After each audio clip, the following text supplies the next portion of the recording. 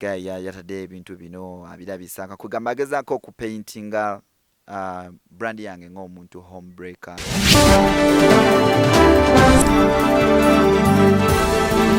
BOCAT TV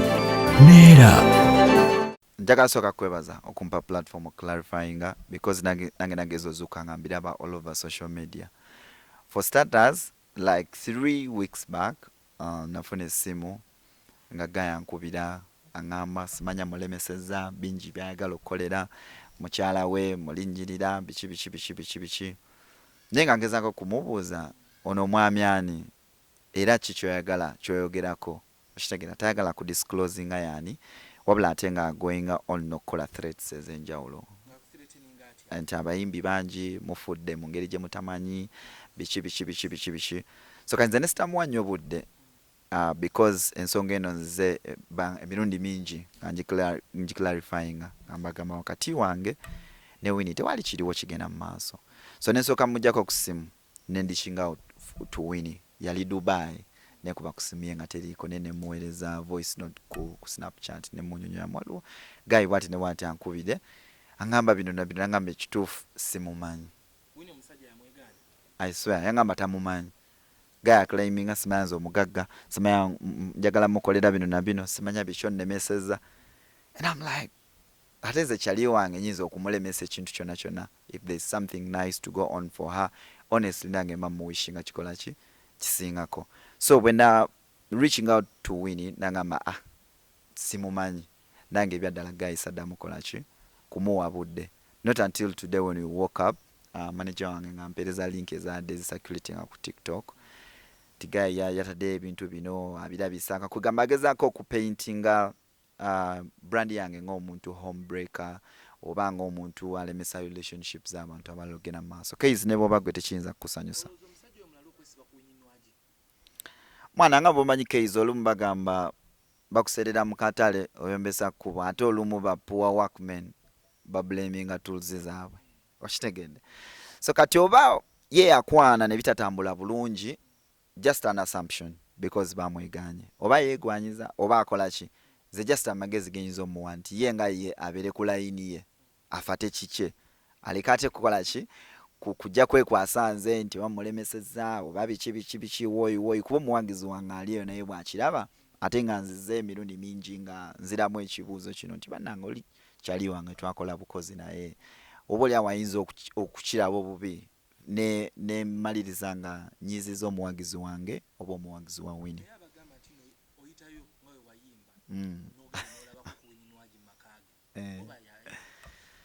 Okwekyalira kiryoke Winnie ani case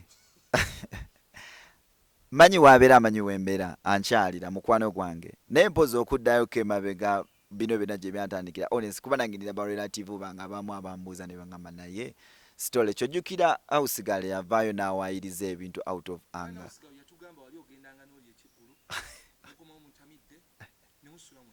no alimba because kati awusigale bali bamaze okufunamu differences zaabwe ye najja n'ateekawo ekibeera nga bonoyomba n'omuntu n'agamba nange kanjo kamuwaayirizeeyo akamuluma okitegeera naye nga honestly weyayogerera ekintu ekyo nali simanyi na Winnie wabeera ate on top of that Winnie mukyala mulungi akulabikira atya ggwe singa mbadde tulinayo ekigenda mu maaso lwaki nvaayo ate neeyisaako oba netwebuzaabuza no honestly twandivudde ne tukicelebrating nga bw'olaba nti Rema n'amakulu avaayo n'akugamba dokita mwami we mwina kye mwamukola well my legal team is taking action naye the fact that abadde naye yakozeseza media okubisaculatinga because biri all over TikTok videos ziri kweddamu waliwo omuwagizi wange abeereyo n'akiraba n'asigala nga ali confused okitegedde so kati ze bemba nina chance esobola okujja ku platform yo case n'oba neyo omuntu omulala yenna nenjogera nkozesa this chance ne clarifying before it gets worse.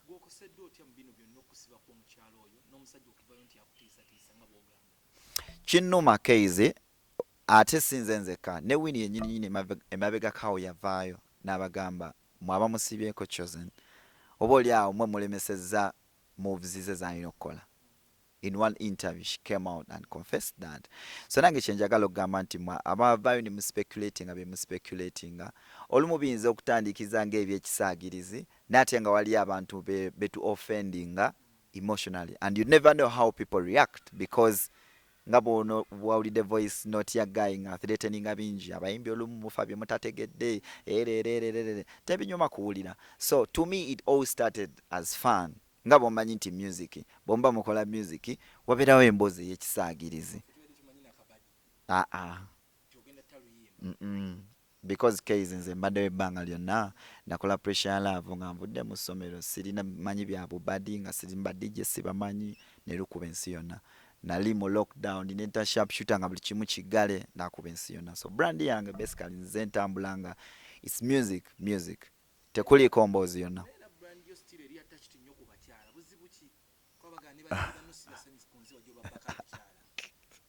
Asiwuliriza nze fan base yange esinga bakyala era nedda siyinza kutwala muntu wa muntu eno muntu yeetwala case era ne advice eno njagala kugiwa abaami advice njagala kugiwa abaami bonna simanyi oba case naawe mwoli nti bwoba ne mukyalawo bw'ofunayo omuntu yenna yena gw'osuubiriza okuba nti balina ekigenda mu maaso tokolanga move yonna yonna erumba musajja. Omukyala oba oli awo gwe w'ofunidde ekirowoozo nti alaka alina ekigenda mu maaso n'oli omwami oyinza oba gwe buzibu, you know, so kati gwe sokotereza side yo nga tonnabaako muntu yenna gw'olumba. Buuza ate akaabambwe ki kanseke nawe ekyo mbadde sikimanyi alina linako n'embaga ye nga saagiwulira yali yakolako embaga nga alina omukyala gwe yawasa mbadde sikimanyiiko ekyo sinaako kyemmanya tejjukira case ne ba girlfriend bano betufuna oba abakyala. Waliwo obuyimba bubiri akamu ka Ronald Mayinja yagamba tononoozanga kyotakola ki, akalala kaali ka Mr. Kyagulanyi yagamba n'enkoko gy'onaalya tokola ki. Webale nnyo bigambo bempa omwami yenna ayinza obeereyo nga yeekwasa simanyi oba batwala omukyala wange oba teri muntu gwe bayinza twalira mukyala. Omukyala yeetwala yekka. Anze kyali wange munange simwinaako obuzibu bonna Kaize hivyo vivyo because yatavangayo kungamba kintu kyonna mbu oba this and this. Ade tuli bantu bakulu Kaize mukyalawo bw'asalangawo n'abaako decision gyakola abagikoze nga ye nsikiriza mu ebyo mbu babbye mukyala wange mbu abasobola okubba mukyala. No, abantu bakulu abantu tebababba. Bino byonna kyensinza okutya kubuzaabuza muwagizi wange oba faani wange because muwe ekitiibwa nti n'olunaku lwaleero ndi wano lwa support ye lwa kwagala kwe. So I never take my fans for granted. Kyova olaba bwe byasirculate nze ku platforms ezo negamba kaveeyo mbiclinige as soon as possible nti omwami oyo alimu eyo essimu akuba essimu nga atwakusinga byonna byatwakusinga si bituufu. Ne Winnie yennyini namukubira n'amwegana omwami tamumanyi. So amagezi genyinza omuwa asale pulesa yeetereze ajja kuba bulungi. Amazima ga Katonda ne mu linnya lya Kaizi siyagalanga ku Nwagi. BOCAT TV neera